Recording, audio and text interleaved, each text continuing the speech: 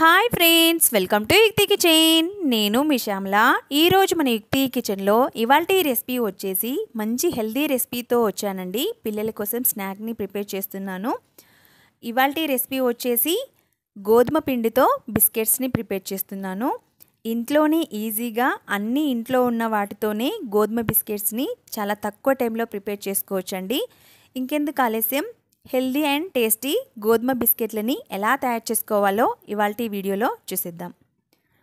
ఇక్కడ మనం బిస్కెట్స్ని తయారు చేసుకోవడానికి 3 ఇంగ్రీడియంట్స్ని అయితే తీసుకోవాలండి. 1 కప్పు గోధుమ పిండి, అలాగే 1/3 కప్పు షుగర్ పౌడరు, 1/2 కప్పు నెయ్యిని అయితే తీసుకోండి.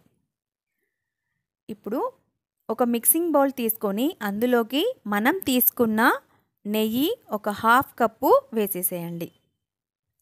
నెయ్యి మొత్తాన్ని మిక్సింగ్ బౌల్లోకి వేసేసిన తర్వాత ఇందులోనే మనం తీసుకున్న షుగర్ పౌడరు 1/3 కప్ అండి. షుగర్ పౌడర్ మొత్తాన్ని నెయ్యిలోకి వేసేసుకోండి. నెయ్యిలో షుగర్ పౌడర్ మొత్తాన్ని వేసేసిన తర్వాత అంతా కూడా నెయ్యిలో కలిసేలాగా ఈ విధంగా కలిపేసుకోండి. స్పూన్తో కానీ ఇలా నేను చూపిస్తున్న విధంగా విస్కర్తో కానీ కలిపేసేసుకోండి. ఇలా చక్కగా షుగర్ పౌడర్ అంతా నెయ్యిలో మెల్ట్ అయ్యేలాగా ఎలాంటి ఉండలనేవి లేకుండా చక్కగా కలిపేసుకోండి.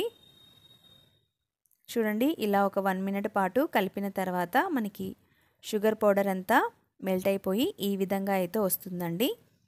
ఇప్పుడు ఇందులోకి మనం తీసుకున్న గోధుమ పిండి 1 కప్పు వేసేసుకోండి. గోధుమ పిండిని యాడ్ చేసిన తర్వాత ఎలాంటి ఉండలనేవి లేకుండా చక్కగా కలిపేసుకోండి. మరీ పిసుకుతూ కలపకూడదండి, జస్ట్ అలా అందులో కలిసేలాగా కలిపేసుకోండి. నేను ఇక్కడ చేత్తో కలిపి చూపిస్తాను. మరీ గట్టిగా కలపాల్సిన అవసరం ఏం లేదు, జస్ట్ నార్మల్గా అందులో మిక్స్ అయ్యేలాగా కలిపితే సరిపోతుంది.